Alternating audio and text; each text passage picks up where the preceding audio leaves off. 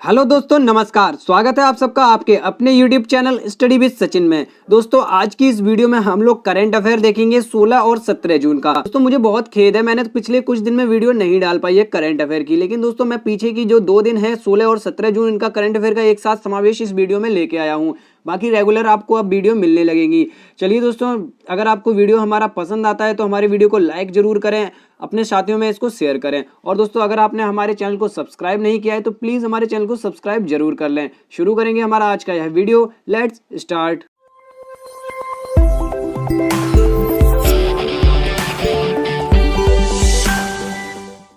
तो दोस्तों, हमारा आज का जो पहला प्रश्न है, हाल ही में किस राज्य सरकार ने 1 जुलाई से सभी सरकारी प्राथमिक एवं उच्च प्राथमिक विद्यालयों को शिक्षकों एवं कर्मचारियों के लिए खोलने के आदेश जारी किए हैं या आदेश जारी किया है? विकल्प दोस्तों हमारे पास है उत्तर प्रदेश, बिहार, पंजाब और दिल्ली। दोस्तों, हमारे इस प्रश्न का जो सही उत्तर है वह है उत्तर प्रदेश। देखिए दोस्तों, इसके बारे में थोड़ी विस्तृत जानकारी यहाँ पर लिखी हुई है जो हम पढ़ सकते हैं। उत्तर प्रदेश सरकार ने राज्य में सभी शासकीय प्राथमिक और उच्च प्राथमिक विद्यालयों को 1 जुलाई 2021 से खोले जाने के आदेश दिए हैं। राज्य सरकार द्वारा यह आदेश 15 जून 2021 को जारी किया गया। हालांकि उत्तर प्रदेश बेसिक शिक्षा परिषद के सचिव प्रभास सिंह बघेल द्वारा जारी आदेश को विभिन्न प्रभागीय सहायक शिक्षा निदेशकों और बेसिक शिक्षा अधिकारियों को भेजा गया है और इसके अनुसार राज्य सरकार के लगभग 1.5 लाख इन विद्यालयों में सिर्फ शिक्षक और प्रशासनिक कार्यों के लिए कर्मचारी उपस्थित होंगे। अब स्कूलों को नए शैक्षणिक सत्र के लिए दाखिले और अन्य कार्यों जैसे पठन सामग्री के वितरण, रख रखाव और स्कूलों के सौंदर्यीकरण के लिए खोला जाएगा। तो दोस्तों, बढ़ते हैं हमारे आज के अगले प्रश्न की ओर। दोस्तों, हमारा आज का अगला प्रश्न है, ईपीएफओ ने कर्मचारियों के भविष्य निधि कोष से आधार नंबर को जोड़ने की एवं रिटर्न दाखिल करने की अवधि को कब तक के लिए बढ़ा दिया है?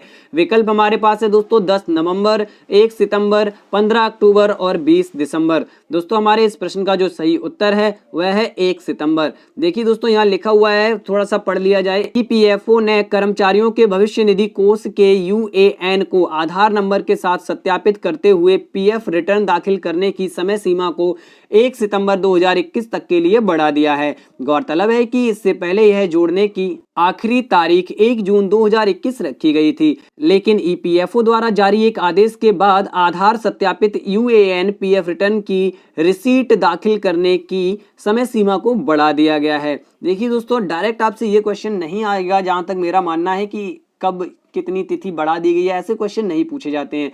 लेकिन यहाँ पे एक क्वेश्चन आ सकता है, वो ये कि जैसे आपको पता होना चाहिए कि यूएएन, देखिए दोस्तों यहाँ लिखा हुआ है ना यूएएन, इसका फुल फॉर्म क्या होता है? तो मेरे भाइयों, मेरे दोस्तों, इसका फुल फॉर्म होता है यूनिवर्सल अकाउंट नंबर। ठीक है, आप लोग याद रखेंगे, यूनिवर्सल अकाउंट नंबर।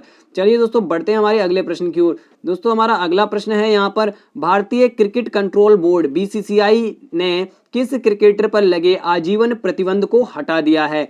विकल्प है हमारे पास अजिंक्य रहाणे, दिनेश कार्तिक, मुरली विजय और अंकित चौहान। देखिए दोस्तों, यहाँ पर आप लोगों को पता होगा कि ऊपर के तीनों विकल्पों में से किसी भी खिलाड़ी पर कोई भी प्रतिबंध नहीं लगा था आजीवन। ठीक है दोस्तों, तो यहाँ पे हमारा जो आंसर है वह है अंकित चौहान। देखिए दोस्तों, इसके बारे में भी थोड़ा सा पढ़ लिया जाए। भारतीय क्रिकेट कंट्रोल बोर्ड यानी कि बीसीसीआई ने क्रिकेटर अंकित चौहान पर लगे आजीवन प्रतिबंध को हटा दिया है। साल 2013 में चौहान को इंडियन प्रीमियर लीग यानी आईपीएल के 6ठे संस्करण के दौरान स्पॉट फिक्सिंग के आरोप में गिरफ्तार किया गया था। अंकित चौहान को दिल्ली पुलिस ने अजीत चंदीला और श्रीसंत के साथ गिरफ्तार किया था। ये तीनों उस समय राजस्थान रॉयल्स के लिए खेल रहे थे। सितंबर 2013 में अंकित चौहान और श्रीसंत को बीसीसीआई के अनुशासन समिति द्वारा आजीवन क्रिकेट से प्रतिबंधित कर दिया था, लेकिन दोस्तों अंकित चौहान से यह प्रतिबंध अब हटा दिया गया है। चलिए दोस्तों, बढ़ते हैं हमारे आज के अगले प्रश्न की ओर। दोस्तों, हमारा अगला प्रश्न है, राष्ट्रीय पुरस्कार से सम्मानित निम्न में से किस कन्नड़ अभिनेता का 38 वर्ष की आयु में सड़क दुर्घटना में निधन हो गया है?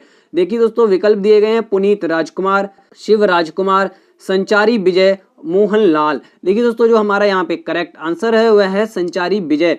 कन्नड़ अभिनेता जो हैं, कन्नड़ सिनेमा के मशहूर अभिनेता संचारी विजय का निधन हो गया। एक सड़क दुर्घटना में वह गंभीर रूप से घायल हो गए थे, जिसके चलते संचारी विजय का निधन हो गया है। संचारी विजय फिल्मों में अपने खास और अलग अभिनय करने के लिए जाने जाते थे।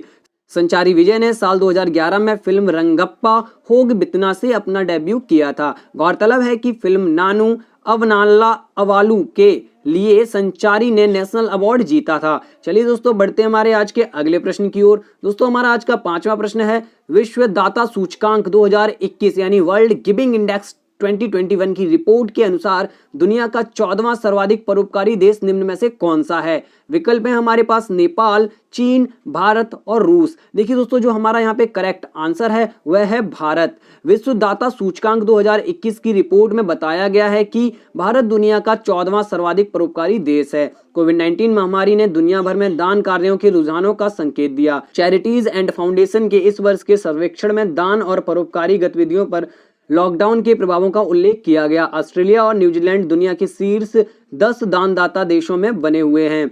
चलिए दोस्तों बढ़ते हैं हमारे आज के अगले प्रश्न की ओर। दोस्तों हमारा आज का अगला प्रश्न है, बॉलीवुड के जाने माने किस अभिनेता एवं सामाजिक कार्यकर्ता का 97 वर्ष की उम्र में निधन हो गया है? विकल्प है दोस्तों हमारे पास चंद्रशेखर वैद्य, नाना पाटेकर, परेश रावल और सतीश कौशिक। देखिए दोस्तों यहाँ जो हमारा करेक्ट आंसर है वह है चंद्रशेखर वैद्य। रामानंद सागर की जो रामायण थी दोस्तों उसमें सुमंत जो था, उस सुमंत की जो मशहूर भूमिका थी, जो मशहूर किरदार था वो चंद्रशेखर वैद्य ने ही निभाया था। देखिए दोस्तों ये 50 के दशक से इन्होंने अपने करियर की शुरुआत की थी एक जूनियर आर्टिस्ट के तौर पर। बाकी इनकी जो जानकारी है यहाँ पर दोस्तों लिखी हुई है, आप लोग बाकायदा यहाँ पे पढ़ सकते हैं, स्क्रीनशॉट लेकर आप लोग याद रखिएगा। और करंट अफेयर चूंकि देखिए बहुत ही ज्यादा इंपॉर्टेंट होता है, जो भी हमारे एग्जाम्स होते हैं ना उन सबके लिए बहुत इंपॉर्टेंट होता है। और आप हाल फिलहाल में पेट का एग्जाम तो देंगे ही देंगे, तो आप सबके लिए करंट अफेयर बहुत ही ज्यादा जरूरी है। चलिए दोस्तों बढ़ते हैं हमारे अगले प्रश्न की ओर। हाल ही में किस देश ने एक बार फिर से गाजा पट्टी पर एयर स्ट्राइक शुरू कर दी है? विकल्प है दोस्तों रूस, जापान, चीन और इजराइल। तो दोस्तों हमारे इस प्रश्न का जो सही उत्तर है वह है इजराइल। देखिए दोस्तों इसके बारे में भी थोड़ा सा पढ़ लिया जाए। इजराइल ने एक बार फिर से गाजा पट्टी पर एयर स्ट्राइक शुरू कर दी है। पिछले महीने लागू हुए युद्ध विराम के बाद 16 जून को पहली बार इजराइल ने गाजा पट्टी में हवाई हमले किए। इजरायली सेना ने कहा कि हमारे विमानों ने गाजा शहर और दक्षिणी शहर खान यूनिस में हमास के सशस्त्र परिसरों पर हमला किया। महत्वपूर्ण बात यह है कि 2 दिन पहले ही इजराइल में सत्ता परिवर्तन हुआ है। बेंजामिन नेतन्याहू की जगह नेफ्ताली बेनेट देश के प्रधानमंत्री बने हैं। और ये प्रधानमंत्री वाली जो क्वेश्चन को मैं पहले ही पिछली वीडियो में करवा चुका हूं। तो दोस्तों अगर आपको हमारी वीडियोस जो पसंद आती हैं तो प्लीज उनको लाइक और शेयर जरूर कर दिया करें अपने साथियों में। तो चलिए दोस्तों बढ़ते हैं हमारे अगले प्रश्न की ओर। दोस्तों हमारा आज का 8वां प्रश्न है, जॉन हॉपकिंस यूनिवर्सिटी ट्रैकर के मुताबिक कोविड-19 के कारण 6 लाख मौतें दर्ज करने वाला पहला देश निम्न में से कौन सा बन गया है? विकल्प हमारे पास है दोस्तों नेपाल, अमेरिका, जापान और रूस। तो दोस्तों हमारे इस प्रश्न का जो सही उत्तर है वह है अमेरिका। अमेरिका दुनिया में कोरोना से सबसे ज्यादा प्रभावित देशों में से एक है। अब वहां कोरोना संक्रमण के चलते जान गंवाने वालों की संख्या जो है वो 6 लाख के पार हो गई है। हालांकि बताया जा रहा है कि कोरोना वैक्सीन की वजह से मौतों में होने वाली संख्या में बेहद कमी आई है। कैलिफोर्निया राष्ट्रीय मृत्यु दर सूची में सबसे ऊपर है और यहाँ पर 63,191 मौतें हुई हैं।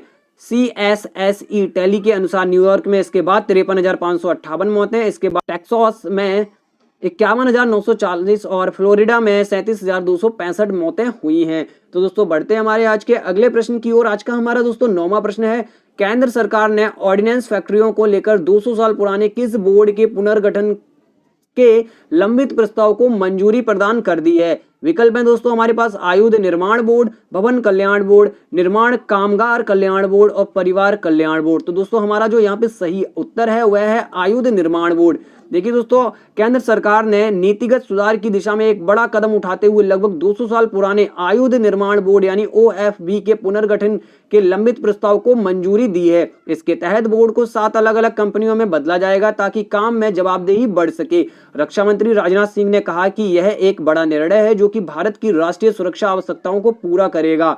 यह रक्षा उत्पादन के हमारे लक्ष्यों को प्राप्त करने में मदद करेगा। चलिए दोस्तों बढ़ते हैं हमारे आज के 10वें प्रश्न की ओर। दोस्तों हमारा आज का 10वां प्रश्न है, भारतीय मूल के किस अमेरिकी नागरिक को माइक्रोसॉफ्ट कंपनी ने अपना नया चेयरमैन नियुक्त किया है? दोस्तों विकल्प दिए गए हैं सुंदर पिचाई, शिव नाडार, सत्य नडेला और अनंत गुप्ता। तो दोस्तों हमारा यहाँ पे जो करेक्ट आंसर है वह है सत्य नडेला। सॉफ्टवेयर बनाने वाली दुनिया की सबसे बड़ी कंपनी माइक्रोसॉफ्ट ने सत्य नडेला को चेयरमैन नियुक्त किया है। बहुत बड़ा न्यूज है दोस्तों, ये आप लोग जरूर याद रखिएगा, ऐसे क्वेश्चन जरूर आ जाते हैं। भारतीय मूल के सत्य नडेला पिछले साल से कंपनी के सीईओ हैं। सत्य नडेला के कार्यकाल के दौरान माइक्रोसॉफ्ट के शेयरों की कीमत में 7 गुना से अधिक ज्यादा जो है वो इजाफा हुआ है और कंपनी का market cap 2 lakh crore dollar के करीब पहुंच गया है। सत्य नडेला का जन्म भारत के हैदराबाद में सन 1967 में हुआ था। चलिए दोस्तों बढ़ते हैं हमारे आज के 11वें प्रश्न की ओर। दोस्तों हमारा आज का 11वां प्रश्न है, विश्व मरुस्थलीकरण और सूखा रोकथाम दिवस निम्न में से किस दिन मनाया जाता है? विकल्प दिए गए हैं 10 जनवरी, 12 मार्च, 18 अप्रैल और 17 जून। तो दोस्तों जो हमारा करेक्ट आंसर है वह है 17 जून।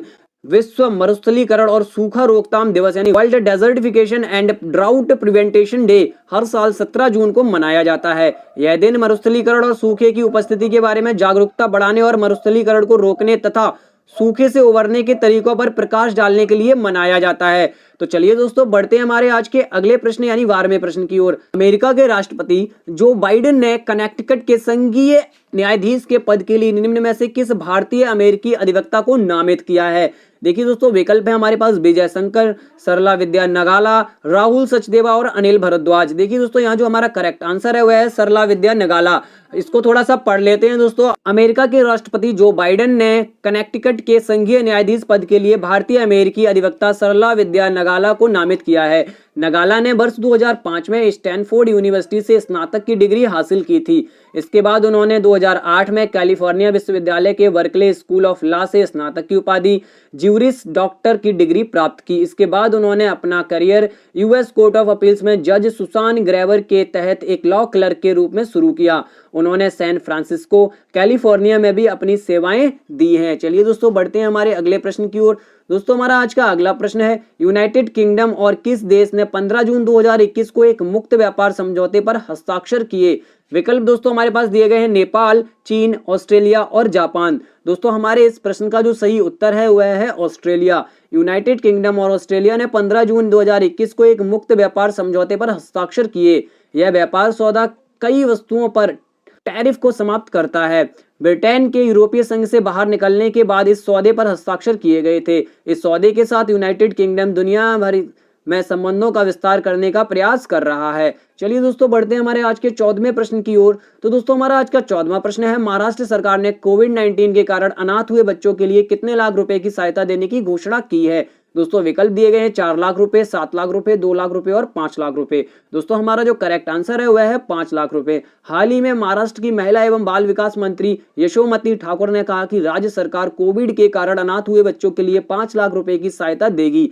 जिन बच्चों ने माता पिता में से किसी एक को खोया है उनके नाम पर महाराष्ट्र सरकार 5 लाख रुपए की फिक्स्ड डिपॉजिट खोलेगी। उन बच्चों को हर महीने 1125 रुपए का मासिक भत्ता भी मिलेगा। तो दोस्तों देखते हैं हमारा आज का 15वां प्रश्न। दोस्तों हमारा आज का 15वां प्रश्न है, अंतर्राष्ट्रीय पारिवारिक प्रेषण दिवस यानी international day of family remittances निम्न में से किस दिन मनाया जाता है? दोस्तों विकल्प दिए गए हैं 16 जून, 15 मार्च, 12 अगस्त और 10 नवंबर। दोस्तों हमारे इस प्रश्न का सही उत्तर है 16 जून। देखिए दोस्तों हर साल संयुक्त राष्ट्र द्वारा 16 जून को अंतर्राष्ट्रीय पारिवारिक प्रेषण दिवस मनाया जाता है। यह दिन विदेशों में रहने वाले प्रवासियों के प्रयासों को सम्मानित करने और अपने देश में अपने परिवार के सदस्यों के जीवन को बेहतर बनाने में मदद करने के लिए मनाया जाता है। पहला अंतर्राष्ट्रीय पारिवारिक प्रेषण दिवस 2015 में मनाया गया था। देखिए दोस्तों इस प्रश्न से दो चीजें निकल के आती हैं कि ये जो दिवस है ये मनाया जाता है 16 जून को और किसके द्वारा मनाया जाता है? संयुक्त राष्ट्र के द्वारा मनाया जाता है और सबसे पहले इसकी शुरुआत की गई थी 16 जून 2015 को। चलिए दोस्तों बढ़ते हैं हमारे आज के अगले प्रश्न की ओर। दोस्तों हमारा आज का अगला प्रश्न है, केंद्र सरकार ने हाल ही में उर्वरक सब्सिडी के लिए कितने करोड़ रुपए की मंजूरी दे दी है? विकल्प दिए गए हैं दोस्तों 12,775 करोड़ रुपए, 14,775 करोड़ रुपए, 10,775 करोड़ रुपए और 21,775 करोड़ रुपए। दोस्तों हमारे इस प्रश्न का सही उत्तर है 14,775 करोड़ रुपए। देखिए दोस्तों केंद्रीय मंत्रिमंडल ने डीएपी और कुछ अन्य गैर यूरिया उर्वरकों की सब्सिडी में कुल 14,775 करोड़ रुपए की बढ़ोतरी की ताकि आयात की बढ़ती लागतों के बावजूद किसानों को खाद सस्ते में उपलब्ध होती रहे। मंत्रिमंडल ने डीएपी उर्वरक पर सब्सिडी दरें 700 रुपए प्रति बैग बढ़ा दी हैं। डीएपी के हर बैग की कीमत अभी 2,400 रुपए है। देखिए दोस्तों खाद जो है इस समय बहुत ही ज्यादा सस्ती चल रही है जो कि सरकार का बहुत ही अच्छा प्रयास है किसानों के लिए।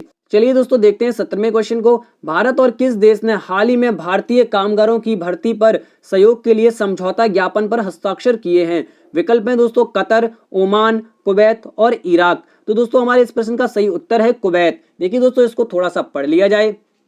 भारत और कुवैत ने 10 जून 2021 को एक समझौता ज्ञापन पर हस्ताक्षर किए हैं जो भारतीय घरेलू कामगारों को इस खाड़ी देश में एक कानूनी ढांचे के भीतर लाता है ताकि उन्हें कानून की सुरक्षा प्रदान की जा सके और उनकी भर्ती को सुव्यवस्थित किया जा सके।